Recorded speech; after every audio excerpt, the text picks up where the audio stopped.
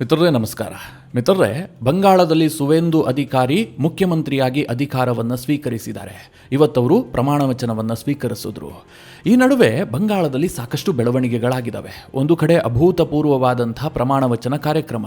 ಪ್ರಧಾನಿ ನರೇಂದ್ರ ಮೋದಿ ಭಾಗಿಯಾಗಿದ್ದರು, ಬಿಜೆಪಿಯ ಎಲ್ಲ ಮುಖ್ಯಮಂತ್ರಿಗಳು ಭಾಗಿಯಾಗಿದ್ದರು, NDA ಮುಖ್ಯಮಂತ್ರಿಗಳು ಭಾಗಿಯಾಗಿದ್ದರು. ಬಹಳ ದೊಡ್ಡದಾದಂಥ ಐತಿಹಾಸಿಕ ಕಾರ್ಯಕ್ರಮ ಕೋಲ್ಕತ್ತಾದಲ್ಲಿ ನಡೆದಿದೆ. ಒಂದು ರೀತಿಯಲ್ಲಿ ಕೋಲ್ಕತ್ತಾ ಇವತ್ತು ಕೇಸರಿಮಯ ಆಗಿತ್ತು. ಇನ್ನೊಂದು ಕಡೆಯಲ್ಲಿ ನಾನು ಮೊನ್ನೆ ನಿಮಗೊಂದು ಮಾತು ಹೇಳಿದ್ದೆ. ಬಂಗಾಳದಲ್ಲಿ ಈ ಬಾರಿ ಒಂದು ಗಟ್ಟಿಯಾದಂಥ ವಿಪಕ್ಷ ಇರುತ್ತೆ. TMC ಪೂರ್ಣವಾಗಿ ತನ್ನ ಹಿಡಿತವನ್ನು ಕಳೆದುಕೊಳ್ಳೋದಿಲ್ಲ ಅಂತ ನಿಮಗೆ ತಿಳಿಸಿದ್ದೆ. ಆದರೆ ಸದ್ಯದ ಚಿತ್ರಣ ನೋಡಿದ್ರೆ ಬೇರೆಯದೇ ರೀತಿಯಾಗಿ ಕಾಣ್ತಾ ಇದೆ.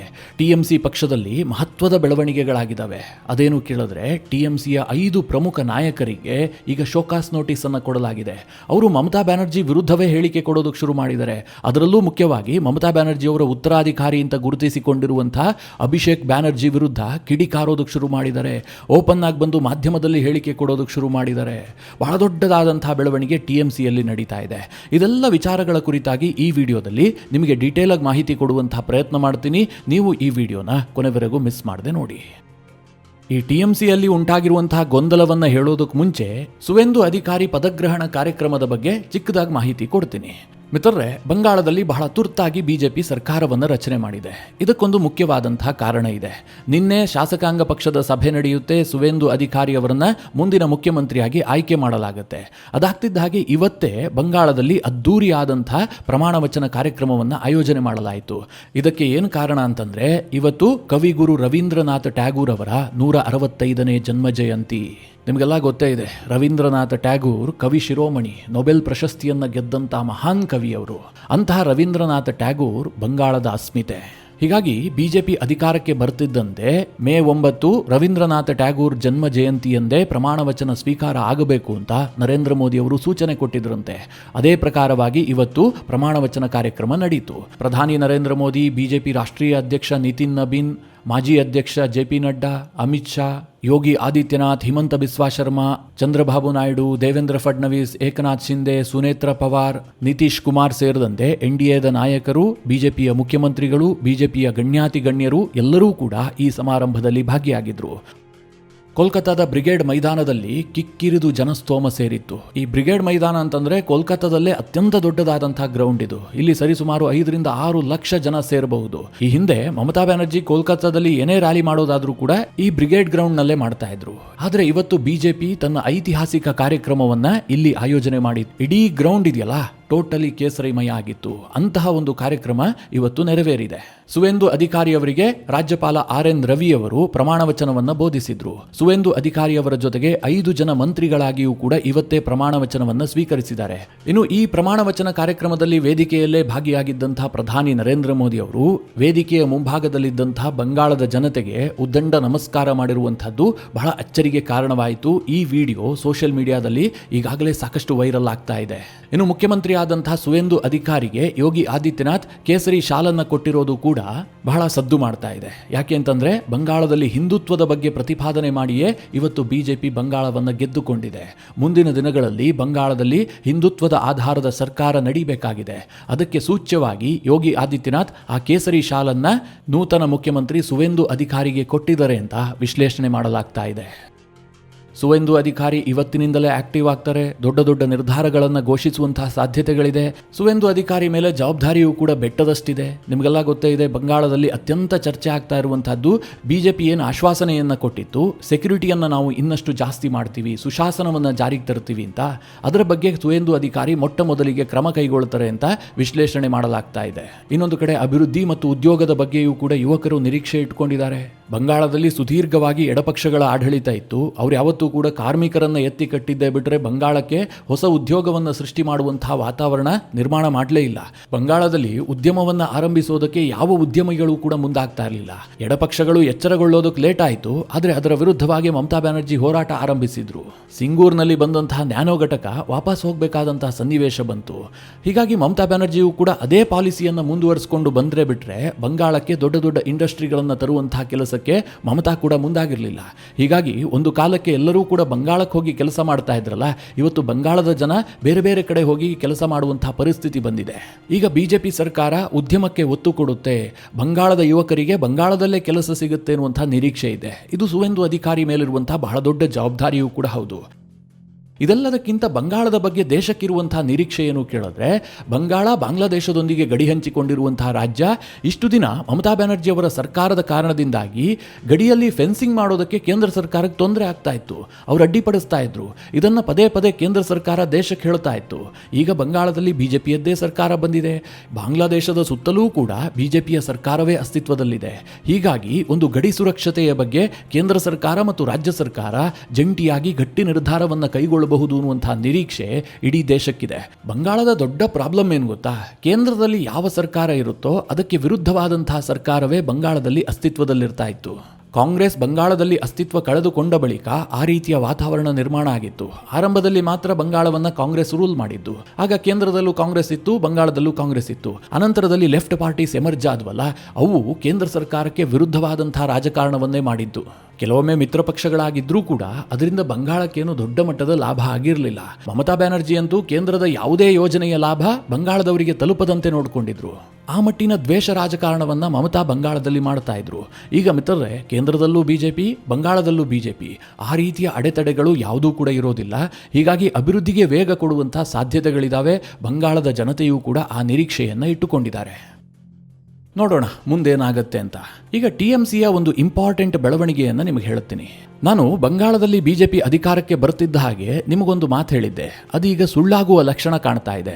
ಅದೇನು ಕೇಳಿದ್ರೆ, ಬಂಗಾಳದಲ್ಲಿ ಬಿಜೆಪಿಗೆ TMCಗಿದ್ದಂತಹ ವಾತಾವರಣ ಇರೋದಿಲ್ಲ. ಒಂದು ಅಧಿಕೃತವಾದಂತಹ ಬಹಳ ಬಲಾಢ್ಯವಾದಂತಹ ವಿಪಕ್ಷ ಯಾವಾಗಲೂ ಕೂಡ ಇನ್ನೊಂದು ತುದಿಯಲ್ಲಿರುತ್ತೆ ಅಂತ ತಿಳಿಸ್ಕೊಟ್ಟಿದ್ದೆ. ಅಂದರೆ TMC ಕಂಪ್ಲೀಟ್ ಆಗಿ ನಾಮಾವಶೇಷ ಆಗೋದಕ್ಕೆ ಸಾಧ್ಯ ಇಲ್ಲ ಅಂತ. ಆ ಮಾತು ಇವತ್ತು ಸುಳ್ಳಾಗತ್ತೇನೋ ಅಂತ ಅನ್ನಿಸ್ತಾ ಇದೆ. ಇದಕ್ಕೆ ಕಾರಣ ಏನು ಗೊತ್ತಾ, TMCಯಲ್ಲಿ ಈಗಾಗಲೇ ಸಾಕಷ್ಟು ಒಡಕುಗಳು ಕಾಣೋದಕ್ಕೆ ಶುರುವಾಗಿದೆ. TMCಯ ನಾಯಕರುಗಳು ಬಹಿರಂಗವಾಗಿ ಪಕ್ಷದ ವಿರುದ್ಧ ಸ್ಟೇಟ್ಮೆಂಟ್ ಕೊಡ್ತಿರೋದು ಮಾತ್ರ ಅಲ್ಲ, ಬಹಿರಂಗವಾಗಿ ಕ್ಷಮೆ ಕೇಳ್ತಾ ಇದ್ದಾರೆ. ಸುವೇಂದು ಅಧಿಕಾರಿ ಕ್ಷಮೆ ಕೇಳ್ತಾ ಇದ್ದಾರೆ. ಬಿಜೆಪಿಯವರು ಬೆಸ್ಟ್ ಅಂತ ಹೊಗಳೋದಕ್ಕೆ ಶುರು ಮಾಡಿದ್ದಾರೆ. ಪ್ರಮುಖವಾದಂತಹ 5 ನಾಯಕರಿಗೆ TMC ಈಗ ಶೋಕಾಸ್ ನೋಟಿಸ್ ಅನ್ನು ಕೊಟ್ಟಿದೆ. ಡೆರಿಕ್ ಒಬ್ರಿಯಾನ್ ಇವರ ಹೆಸರನ್ನು ನೀವು ಕೇಳಿರಬಹುದು. ಇತ್ತೀಚೆಗೆ ಬಹಳ ಸದ್ದು ಮಾಡಿದ್ದಂತಹ TMCಯ ಓರ್ವ MP. ಇವರೇ ಈಗ TMCಯ 5 ವಕ್ತಾರರಿಗೆ ನೋಟಿಸ್ ಅನ್ನು ಇಶ್ಯೂ ಮಾಡಿರೋದು.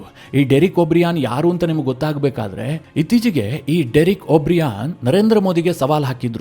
ಮೋದಿಯ ಬಗ್ಗೆ ಏಕವಚನದಲ್ಲಿ ಮಾತನಾಡಿದ್ದಂತಹ ಒಬ್ರಿಯಾನ್, ನರೇಂದರ್ ಇವತ್ತು ಬಂಗಾಳದ 294 ಕ್ಷೇತ್ರದಲ್ಲಿ ನಾನೇ ನಿಂತಿದ್ದೀನಿ ಅಂತ ಹೇಳ್ತಾ ಇದ್ದಾರೆ. ಮೇ 4ನೇ ತಾರೀಕು ಬಂಗಾಳದಲ್ಲಿ ಬಿಜೆಪಿ ಸೋತ್ ಹೋಗುತ್ತಲ್ಲ, ಅವತ್ತು ನರೇಂದರ್ ಪ್ರಧಾನಿ ಸ್ಥಾನಕ್ಕೆ ರಾಜೀನಾಮೆ ಕೊಡಬೇಕು, ಹೀಗಂತ ಒಬ್ರಿಯಾನ್ ಒಂದು ಸ್ಟೇಟ್ಮೆಂಟ್ ಅನ್ನ ಕೊಟ್ಟಿದ್ದ.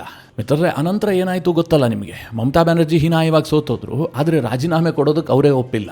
ಅದೇನೇ ಇರಲಿ, ವಿಚಾರ ಈಗ ಅದಲ್ಲ. ಈ ಡೆರಿಕ್ ಒಬ್ರಿಯಾನ್ TMCಯ MP ಜೊತೆಗೆ ರಾಷ್ಟ್ರೀಯ ವಕ್ತಾರ. ಈತ ಈಗ 5 ಜನರಿಗೆ ಶೋಕಾಸ್ ನೋಟಿಸ್ ಕೊಟ್ಟಿದ್ದಾನೆ. ಯಾಕೆ ಕೇಳಿದ್ರೆ, ಈ 5 ಜನರು ಕೂಡ TMCಯ ವಿರುದ್ಧವಾಗಿ ಮಾತನಾಡೋದಕ್ಕೆ ಶುರು ಮಾಡಿದ್ದಾರೆ. ಮುಖ್ಯವಾಗಿ TMCಯ ಉತ್ತರಾಧಿಕಾರಿ ಅಂತ ಗುರುತಿಸಿಕೊಂಡಿರುವಂತಹ ಅಭಿಷೇಕ್ ಬ್ಯಾನರ್ಜಿ ವಿರುದ್ಧ ಮನಸ್ಸಿಗೆ ಬಂದಂತೆ ಟೀಕೆ ಮಾಡಿದ್ದಾರೆ. TMCಯ ಇವತ್ತಿನ ಸ್ಥಿತಿಗೆ ಅಭಿಷೇಕ್ ಬ್ಯಾನರ್ಜಿ ಕಾರಣ ಅಂತ ಓಪನ್ ಆಗಿ ಸ್ಟೇಟ್ಮೆಂಟ್ ಕೊಡ್ತಾ ಇದ್ದಾರೆ. ಅದರಲ್ಲಿ ಪ್ರಮುಖವಾಗಿ ಶೋಕಾಸ್ ನೋಟಿಸ್ ಪಡೆದಿದ್ದು ಯಾರು ಕೇಳಿದ್ರೆ, ಕೊಹಿನೂರು ಮಜುಮ್ದಾರ್ ಅಂತ. ಈತ TMCಯ ವಕ್ತಾರ. ರಾಷ್ಟ್ರೀಯ ಸುದ್ದಿವಾಹಿನಿಗಳಲ್ಲಿ ಈತನನ್ನ ನೀವು ನೋಡಿರಬಹುದು. ಈ ಹಿಂದೆ TMCಯನ್ನ ಈತ ಪ್ರಬಲವಾಗಿ ಸಮರ್ಥಿಸಿಕೊಳ್ತಾ ಇದ್ದ. ಯಾವಾಗ ಎಲ್ಲದೂ ಕೂಡ ಉಲ್ಟಾ ಪಲ್ಟಾ ಆಯ್ತೋ, TMCಯನ್ನ ಈತ ಪ್ರಶ್ನೆ ಮಾಡೋದಕ್ಕೆ ಶುರು ಮಾಡಿದ್ದ. ಈಗ ಶೋಕಾಸ್ ನೋಟಿಸ್ ಬಂದ ಬಳಿಕ TMCಯನ್ನ ಹಿಗ್ಗಾಮುಗ್ಗಾ ಟೀಕಿಸಿದ್ದಾನೆ. ಆತ ಏನು ಹೇಳಿದ್ದಾನೆ ಅಂತಂದ್ರೆ, ಅಭಿಷೇಕ್ ಬ್ಯಾನರ್ಜಿಯ ಚಮಚಾಗಳು ಪಾರ್ಟಿಯನ್ನ ಲೀಡ್ ಮಾಡಿದ ಕಾರಣದಿಂದಾಗಿಯೇ ನಮಗಿವತ್ತು ಈ ಸ್ಥಿತಿ ಬಂದಿದೆ.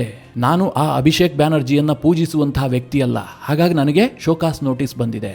ಗ್ರೌಂಡ್ ವರ್ಕ್ ಮಾಡುವಂತಹ ಎಲ್ಲಾ ನಾಯಕರನ್ನ ದೂರ ಇಟ್ಟು ಕೇವಲ ಚಮಚಾಗಳನ್ನ ಅಭಿಷೇಕ್ ಬ್ಯಾನರ್ಜಿ ಹತ್ತಿರ ಇಟ್ಟುಕೊಂಡಿದ್ರು.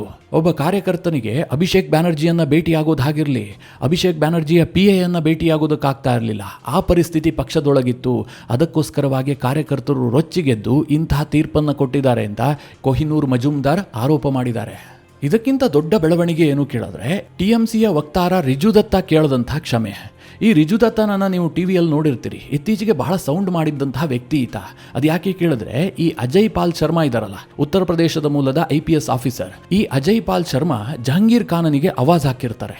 ಜಹಾಂಗೀರ್ ಖಾನ್ ನಿಮಗೆಲ್ಲ ಗೊತ್ತೇ ಇದೆ, ಫಾಲ್ತಾದ TMCಯ ಅಭ್ಯರ್ಥಿ. ಜಹಾಂಗೀರ್ ವೋಟರ್ಸ್ಗಳನ್ನ ಬೆದರಿಸ್ತಾ ಇದ್ದಾನೆ ಎನ್ನುವ ಕಾರಣಕ್ಕೋಸ್ಕರವಾಗಿ ಅಜಯ್ ಪಾಲ್ ಶರ್ಮಾ ಅವರ ಮನೆ ಮುಂದೆ ಹೋಗಿ ಧಮಕಿ ಹಾಕಿ ಬಂದಿರ್ತಾರೆ. ಅದಾದ ಬಳಿಕ ಮಿತ್ರರೇ, ರಿಜುದತ್ತ ಒಂದು ಪ್ರೆಸ್ ಮೀಟ್ ಅನ್ನ ಮಾಡಿ ವಿಪರೀತವಾಗಿ ಅಜಯ್ ಪಾಲ್ ಶರ್ಮಾ ವಿರುದ್ಧ ವಾಗ್ದಾಳಿಯನ್ನೇ ನಡೆಸಿರ್ತಾನೆ. ಇದಕ್ಕೂ ಮುಂಚೆ ಸುವೇಂದು ಅಧಿಕಾರಿ ವಿರುದ್ಧವೂ ಕೂಡ ಏಕವಚನದಲ್ಲೇ ಈ ರಿಜುದತ್ತ ಮಾತನಾಡಿರ್ತಾನೆ.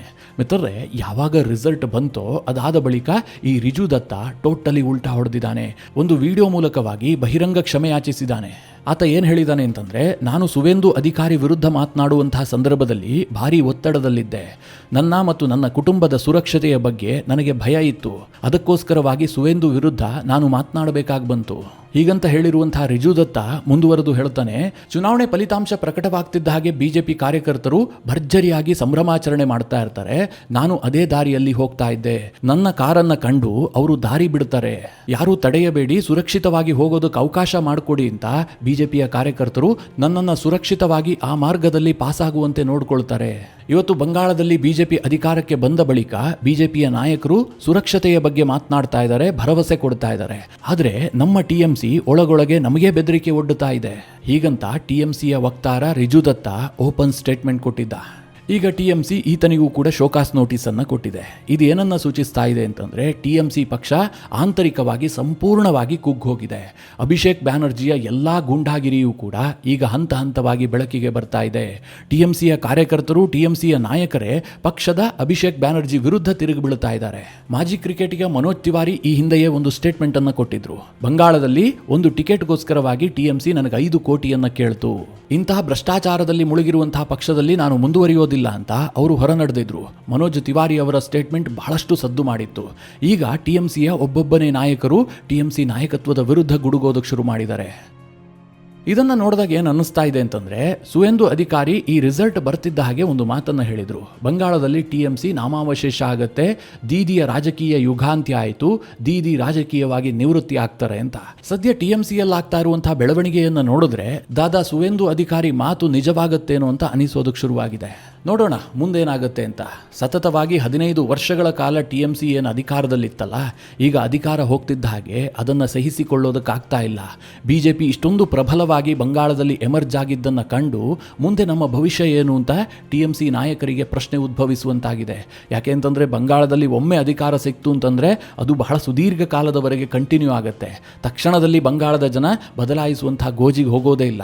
ಹಿಂದಿನ ಇತಿಹಾಸ ಅದನ್ನೇ ಹೇಳ್ತಾ ಇದೆ. ಹೀಗಾಗಿ TMC ಪಕ್ಷದ ನಾಯಕರು ಸಹಜವಾಗಿ ಒತ್ತಡ ಎದುರಿಸ್ತಾ ಇದ್ದಾರೆ. ಒಂದು ವೇಳೆ ಮಮತಾ ಬ್ಯಾನರ್ಜಿ ಏನಾದರೂ ಸೈಲೆಂಟ್ ಆಗಿದ್ದೆ ಆದರೆ ಈ ಅಭಿಷೇಕ್ ಬ್ಯಾನರ್ಜಿ ಕೆಳಗಡೆ ನಾವು ಕೆಲಸ ಮಾಡೋದಕ್ಕೆ ಸಾಧ್ಯ ಇಲ್ಲ ಅನ್ನುವಂತಹ ಭಾವನೆ ಬಹುತೇಕ TMC ನಾಯಕರಿಗೆ ಬಂದು ಹೋಗಿದೆ. ಮಿತ್ರರೇ, ಈ ವಿಚಾರದ ಕುರಿತಾಗಿ ನೀವೇನು ಹೇಳ್ತೀರಿ? ನಿಮ್ಮ ಅನಿಸಿಕೆ ಅಭಿಪ್ರಾಯವನ್ನು ಕಮೆಂಟ್ ಮಾಡುವ ಮೂಲಕ ನಮಗೆ ತಿಳಿಸಿ. ಹಾಗೆ ನಿಮಗೆ ಈ ವಿಡಿಯೋ ಇಷ್ಟವಾದರೆ ಲೈಕ್ ಮಾಡಿ. ಜೊತೆಗೆ ನೀವಿನ್ನೂ ನಿಮ್ಮ ನೆಚ್ಚಿನ ಸಂಸ್ಕಾರ ಸೌರಭ ಯೂಟ್ಯೂಬ್ ಚಾನಲ್ನ ಸಬ್ಸ್ಕ್ರೈಬ್ ಮಾಡಿಲ್ಲ ಅಂತಾದರೆ ಈ ಕೂಡಲೇ ಸಬ್ಸ್ಕ್ರೈಬ್ ಮಾಡಿ. ಮುಂದಿನ ಎಲ್ಲ ಅಪ್ಡೇಟ್ಗಳ ನೋಟಿಫಿಕೇಷನ್ಗಾಗಿ ಬೆಲ್ ಐಕಾನ್ ಒತ್ತಿ.